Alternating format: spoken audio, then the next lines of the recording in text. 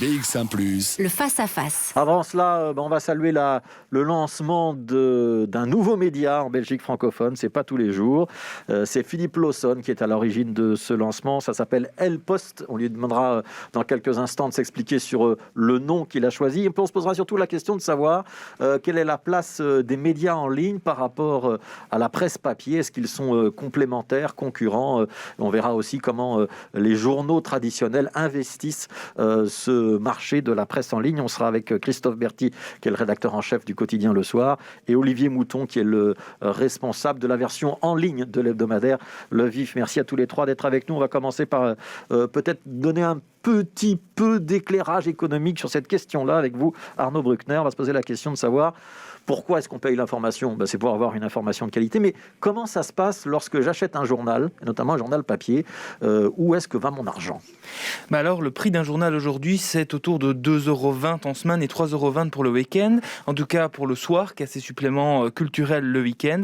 Avec cette somme, il faut évidemment payer les coûts fixes, à savoir le papier, l'impression, les frais de distribution, mais aussi bien sûr les journalistes. Les abonnements et les ventes au numéro représentent à peu près la moitié des recettes d'un journal payant. Le reste provient essentiellement de la publicité. Et si on regarde la répartition d'un budget comme celui du soir, par exemple, sur les 40 millions d'euros, 10 millions d'euros représentent la masse salariale. Alors, au fil du temps, les abonnements par Internet connaissent le succès. Et si au départ, les sites étaient entièrement gratuits, depuis quelques années, les journaux valorisent leur contenu propre en rendant l'accès à certains articles payants. Avec la crise du Covid, les abonnements par Internet ont connu un franc succès et leur prix attractif à moins de 10 €, soit le même prix que Spotify, par exemple, participe à ce succès. Alors, on va poser peut-être directement la question à Christophe Berti. Le papier, c'est le passé, c'est trop cher. L'avenir, c'est le contenu en ligne avec lequel vous allez pouvoir, pour le même prix, rémunérer davantage de journalistes? On a une seule réponse à ça, c'est qu'on doit être là où nos lecteurs sont. Et aujourd'hui, nos lecteurs sont et sur le papier et sur le digital. Et donc, aujourd'hui, il est évident que notre navire amiral, en quelques années, en fait, depuis 5 ou 6 ans, on a été les premiers en Belgique à lancer un site Internet payant complet qui s'appelle Le Soir Plus, est devenu notre navire amiral en très peu de temps, en fait. Mais il n'est pas question pour nous d'abandonner le papier. Je pense que, je le dis souvent en forme de boutade, c'est qu'on doit être là où nos lecteurs sont. Et si un jour on diffuse l'information par pigeon voyageur, on deviendra colombophile. Et donc aujourd'hui, il y a encore un système économique qui fonctionne avec du papier d'un côté et du digital de l'autre que je n'oppose pas. Ouais, ça veut dire, quand vous dites c'est notre navire amiral, ça veut dire que vous avez plus de lecteurs aujourd'hui sur Le Soir Plus, qui est donc le site en ligne, mais qu'on peut aussi consulter sur smartphone, sur tablette, que d'abonnements papier traditionnels ou de vente au numéro papier traditionnel? Oui, oui. Et il est évident que cette digitalisation, elle ne concerne pas que Le Soir, elle concerne l'ensemble des médias belges et même européens. Elle s'est accélérée évidemment avec le Covid, avec évidemment le nombre de déplacements en moins, des librairies fermées, etc., etc. On a vu tous les journaux, et dont Le Soir évidemment, une augmentation considérable de nos abonnements numériques. Ouais. Je vais poser la même question à Olivier Mouton. Donc là, c'est un hebdomadaire, c'est Le Vif. L'hebdomadaire, c'est plutôt le papier glacé, les belles photos, la fin de semaine. On est dans le même mouvement ou le papier résiste? Le papier résiste, mais on est dans le même mouvement, évidemment, et il y a une complémentarité évidente entre le magazine et un site qui est, lui, l'actualité au quotidien. Donc on a une articulation entre les deux qui, à la fois fait vivre l'enquête, le papier magazine, et qui en même temps réagit à l'actualité avec des opinions, des analyses, des regards décalés. Donc on est quelque part aussi un magazine du quotidien, si on veut. C'est un peu notre objectif en tout cas. Ouais, ça veut dire qu'on trouve quoi sur le site du Vif? Est-ce qu'on trouve tout ce qu'on va évidemment trouver dans la version papier si on est un abonné, ou est-ce qu'on va trouver d'autres choses et notamment un rythme de publication qui est complètement différent? On trouve les deux, donc on trouve l'hebdomadaire qu'on publie de manière quotidienne, c'est-à-dire qu'on échelonne les parutions du magazine, mais on trouve beaucoup de contenus propres, que ce soit des analyses, des contenus payants, ce qu'on appelle aussi la zone plus chez nous également, des opinions, des cartes blanches. Donc on a un vrai travail éditorial qui est fait sur le site en ligne avec des parutions liées. On a régulièrement des informations de scoop, que ce soit sur Netis ou sur d'autres affaires, par exemple, sur le site qu'on publie évidemment au moment où elles tombent. Ouais. Alors, on va donner la parole à Philippe Lawson pour Elle Post. L comme Lawson, L comme Liège. Philippe Lawson, 2 questions. Ça veut dire que vous êtes tout seul pour le faire et ça veut dire que c'est réservé aux Liégeois? Non, pas du tout, pas du tout. En fait, le nom El Post, hein, c'est parce qu'en fait, on s'est inspiré de Washington Post, qui est né à Washington et puis qui a rayonné sur tous les États-Unis. Et donc, en fait, le but, on s'est inspiré de ce business model, de ce nom, de Washington Post. Et comme la rédaction est basée à Liège, c'est pour ça que le L fait référence à Liège. Et donc, même si c'est basé à Liège, ça va rayonner dans la Belgique francophone. Donc, ici, c'est une nouvelle offre qu'on propose aux gens. C'est une première dans la Belgique francophone. Il n'y a pas ce qu'on appelle un pure player 100% digital, qui n'y a pas de version papier. Et donc, c'est pour ça. Et puis, la logique aussi, elle est différente par rapport à mes confrères du soir ou du vif. Ici, c'est parce que bon, c'est un média purement digital. Et puis, la ligne éditoriale, c'est aussi axé sur l'investigation, des infos exclusives. Ouais. Alors justement, Philippe, donc c'est le premier jour aujourd'hui. Je vous interromps parce que comme ça, on va pouvoir mettre à l'antenne la une de votre site. Expliquez-nous, je me connecte sur El Post aujourd'hui, qu'est-ce que je vais trouver et comment ça va être dans les prochains jours? Mais là, ça vient juste d'être lancé à midi, hein, donc vous vous connectez tout de suite et vous voyez toutes les infos qui défilent. Et donc, comme je l'ai promis, comme on l'a promis aux lecteurs, c'est que ce sont des infos d'abord qu'on ne voit pas ailleurs. En tout cas, c'est la promesse qu'on a faite aux lecteurs. En tout cas, pratiquement 90% de ce qu'on lit chez nous, ce sont des productions propres, ce sont des sujets qu'on est allé chercher. Donc c'est aussi ça la particularité de El Post. Donc El Post se veut différent par rapport à ce qui existe déjà dans le marché. C'est complémentaire, mais c'est quelque chose, ça c'est une promesse qu'on fait aux lecteurs, c'est-à-dire ce que vous lirez chez nous, vous ne le lirez pas ailleurs, mais c'est une offre qui ajoute et qui apporte de la fraîcheur, de la liberté d'opinion, la variété. Et puis bon, c'est aussi apporter cette pluralité médiatique, parce qu'aujourd'hui, vous n'êtes pas sans savoir qu'en Belgique francophone, il y a 2 grands médias, 2 grands groupes qui contrôlent tous les médias. Il y a Rossel d'un côté, qui détient Le Soir, Sud Presse, et puis une partie de l'Écho, et de l'autre, vous avez le groupe IPM qui contrôle la Libre, la DH, et puis maintenant, depuis quelques semaines maintenant, l'Avenir. Donc, à côté de ces 2 grands groupes, on a un média indépendant, libre, qui vient d'arriver, c'est El Post. Oui, alors, je voudrais quand même vous interroger sur les moyens de vos ambitions, Philippe Lawson. Il y a combien de journalistes dans El Post? Allez, faire référence au Washington Post, c'est peut-être un petit peu gonflé. Ça veut dire qu'il faut être ambitieux. Il faut avoir de l'ambition. Donc, vous pourrez maintenir votre ambition. Et il faut trouver un business modèle aussi. Comment est-ce que vous allez vous rémunérer? Mais en fait, c'est un modèle, je dirais, à la Mediapart. Hein. C'est pour ça, pour moi, je trouve que je le présente comme le Mediapart belge. En fait, c'est le même modèle que tous les pure players qui existent. C'est que l'offre est payante, c'est un abonnement par mois. Et l'équipe de départ, pour l'instant, y compris moi, on est 5 journalistes qui... C'est combien l'abonnement, pour qu'on sache?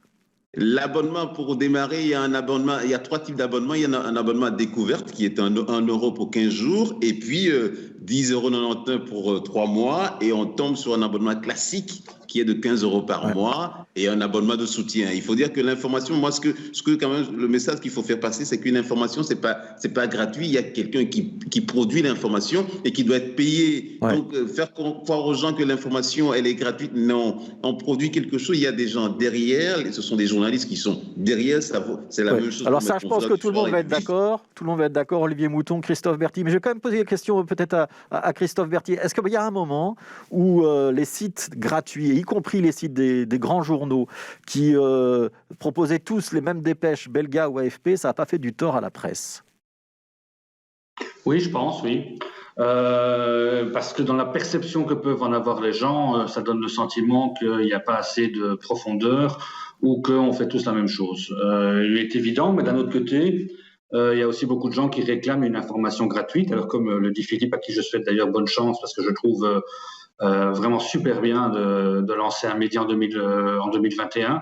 C'est à la fois courageux, mais ça prouve aussi qu'il y a de l'espace encore et que contrairement à ce qu'on dit que la presse est morte, je ne pense pas une seule seconde. Oui, je pense qu'il y a eu un moment où il y a 20 ans, il n'y avait que de l'Internet gratuit en termes d'information. Aujourd'hui, on voit que ça a beaucoup évolué. Olivier en parlait, le VIF, parce qu'il y a aussi un troisième groupe en Belgique francophone, celui à quel appartient le VIF. Et je pense aujourd'hui qu'on voit une énorme transformation dans les médias où la notion d'audience gratuite est importante, mais elle est, si pas remplacée, en tout cas chez nous, on ne parle pas seulement d'audience, on parle de conversion et de fidélisation, c'est-à-dire notre capacité à amener des gens vers de l'information payante et surtout, après, la capacité à les fidéliser dans cette information payante. Alors, on vient de citer un certain nombre de marques, d'exemples de ce qu'on appelle pure player, donc des médias qui n'existent que sur le net. On va faire quand même un petit tour de ce qui existe, notamment en francophonie, Arnaud Bruckner. Oui, voilà. Comme on le disait, vu la crise que connaît la publicité et la presse papier, des médias ont fait ce pari du pure player. Cela signifie que ces titres sont uniquement disponibles en ligne, mais ça ne veut pas dire qu'ils sont entièrement gratuits. On peut parler de Rue 89, Mediapart, Huffington Post, Apache ou Politico et bientôt, bien sûr, El Post. La plupart sont tout de même entièrement gratuits et se financent via la publicité. Seulement, bien souvent, ils perdent de l'argent et beaucoup cherchent à participer à d'autres activités afin de s'assurer des rentrées. Et même ceux qui ont fait le pari du payant, comme Mediapart en France par exemple, ils se sont lancés dans l'édition de livres. Le problème, c'est que pour vendre de l'espace publicitaire, vous devez multiplier les visiteurs uniques et les seuils pour vendre plus cher votre espace sont très éloignés les uns des autres. Les seuls qui s'en sortent un peu plus facilement sont les médias en ligne de niche, que ce soit en matière de culture, d'architecture ou de politique européenne dans le cadre de Politico par exemple. Là, les annonceurs savent réellement quel public est-ce qu'ils vont venir toucher et sont donc prêts à investir plus pour une pub qui leur rapporte plus. Ouais. Olivier Mouton, je vous donne la parole à vous. Donc, on a entendu Christophe Berti se réjouir de l'arrivée d'un nouveau concurrent. Est-ce qu'il est juste fair play ou est-ce que c'est la qualité de l'information qui en bénéficie? Et sur le business model que nous a vanté Philippe Lawson tout à l'heure, sans langue de bois, vous y croyez ou pas? Évidemment, bonne chance à Philippe et à El Post. C'est une évidence, comme je rejoins Christophe quand il disait que c'est une bonne nouvelle. C'est toujours une bonne nouvelle quand l'information prouve qu'elle peut gagner dans le contexte qu'on connaît, et l'information de qualité et l'information payante. Il est évident que dans un monde où les fake news et l'approximation sont légion, on ne peut qu'encourager ça. Le modèle, c'est évidemment un modèle qui n'est pas simple, c'est-à-dire qu'il faut développer sa singularité, sa force, avoir des informations fortes, avoir une crédibilité que l'on construit. Donc c'est sûr que c'est un modèle qui est risqué, mais c'est un beau pari. Nous, on a évidemment, par exemple, la force de s'ancrer non seulement au magazine Le Vif, mais à tout le groupe Roularta, c'est-à-dire à des magazines qui sont Trends, Focus, Weekend, plein d'autres, Sport Foot. Donc on a derrière un ancrage qui est à la fois sur le plan financier et sur le plan de l'information, évidemment un appui. Pour que tout le monde comprenne bien ce que vous êtes en train de dire, Olivier Mouton, ça veut dire quoi? Ça veut dire que le fait d'appartenir à un grand groupe, ça vous garantit d'avoir beaucoup de trafic et des annonceurs qui sont intéressés par l'ensemble des médias du groupe? C'est-à-dire que oui, c'est un ancrage à la fois financier et c'est une assise large. On va lancer bientôt une nouvelle application et de nouveaux sites qui s'inscrivent un peu dans une logique où on veut développer cette transversalité-là entre tous les titres, parce qu'on a évidemment du coup l'atout d'avoir des expertises et des qualités. Ça veut dire que vous mutualisez les coûts. Pardon, oui, mais non, c'est surtout parce que, comme le dit Christophe très justement, l'ambition aujourd'hui, c'est de fidéliser un lectorat et de le toucher dans toutes ses sensibilités. Donc, c'est-à-dire qu'un lecteur, c'est quelqu'un qui aime le foot le dimanche, mais c'est quelqu'un qui aime aller au cinéma, c'est quelqu'un qui a des actions en bourse, c'est quelqu'un qui s'intéresse aux derniers soubresauts de Netis. Et donc, tout ça, on peut lui donner la possibilité, en fonction de ce que lui ressent, de se faire son portefeuille, d'aller vers où il veut aller. Alors justement, Philippe Lawson, est-ce que vous êtes un média généraliste qui pourra embrasser tous les thèmes qu'Olivier Mouton vient de citer, ou est-ce que vous êtes un média de niche qui va devoir se concentrer sur quelques domaines de l'information? Qu'est-ce que vous allez faire? Et puis alors, deuxième question, est-ce que vous allez plutôt piquer des lecteurs à Christophe Berti, à Olivier Mouton ou à l'Écho? C'est quoi votre positionnement? Mais le positionnement de HelpPost, on traitera de tous les sujets, c'est-à-dire aussi bien l'économie, la politique, le sport, mais par un autre biais, par un biais politique, Ouais. économique Avec et 5 politique. journalistes, vous allez avoir les moyens de faire tout ça, Philippe Lawson. Ah oui, oui, mais c'est le pari. Mais on va pas brasser large, hein. Il faut dire qu'il y aura une sélection chez nous, hein. Donc, faut pas, on ne dit pas on va tout faire. Non, ça c'est une question c'est une prétention que je ne veux même pas avoir, que je n'ai pas les moyens d'avoir. Mais avec ce qu'on a, l'équipe qu'on a et l'offre qu'on propose, c'est que quand on vient chez nous, on trouve de la qualité, des articles qui sont bien recoupés et qui répondent à la curiosité des lecteurs. Donc c'est la proposition qu'on fait aux gens et c'est une promesse. Et donc, le modèle qu'on met en place, c'est un modèle qui répond à tous ces besoins, à tous ces souhaits des lecteurs, mais c'est pas pour tout faire. On ne fera pas, comme le dit Olivier Mouton, chacun sa ligne éditoriale. On va pas traiter le foot que les gens, le foot le dimanche. Non, ça, c'est pas une offre on ne veut même pas faire ça. Donc, on traitera l'économie, le foot, mais d'une façon beaucoup plus, l'aspect économique du foot, l'aspect politique du foot. Et c'est surtout le fait que, pour nous, l'investigation, les infos exclusives et l'analyse et le débat, c'est quelque chose que les lecteurs cherchent. Et comme le fait Mediapart en France, Mediapart a commencé comme HelpPost il y a 10 ans, il y a plus de 10 ans, et ils ont grandi petit à petit. Donc l'ambition, c'est qu'on commence avec 5 journalistes, mais on ne va pas s'arrêter là. Il faut avoir de l'ambition dans la vie et dire tout de suite que c'est impossible. Non, moi je pense qu'il faut viser, même si c'est impossible, il faut viser ça pour atteindre au moins le possible. Ouais, Christophe Berti, j'ai envie de vous poser cette question-là. Le soir, c'est donc un quotidien généraliste, très influent, pour ne pas dire dominant, du côté de la Belgique francophone. Est-ce que la consommation du lecteur Internet, c'est la même que la consommation du lecteur papier? Parce que j'imagine que le gros avantage d'Internet, c'est qu'on peut savoir au nombre de clics exactement quel article a marché et quel article n'a pas marché.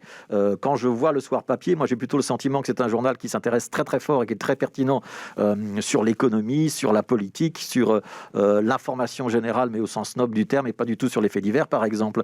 Quand vous regardez vos statistiques de consultation, c'est la même chose ou pas?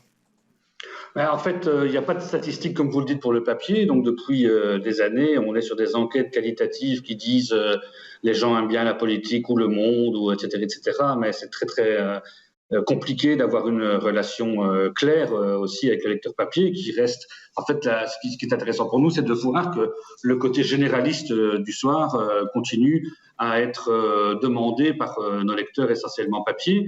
Et après, il est évident qu'il faut séparer l'Internet gratuit et l'Internet payant dans nos audiences. Et on voit, en fait, moi, ce qui me réjouit, c'est que de plus en plus de gens, non seulement sont sur le Soir Plus et sur le site Internet payant, mais ils lisent vraiment. Ils ne sont pas seulement là pour surfer. Je vous prends un exemple parmi 1000. On a sorti une enquête sur le respect de la vie privée en Belgique, écrite par Philippe Laloux il y a 15 jours. C'était 4 pages dans le journal papier, hein, donc c'était presque 40 000 signes.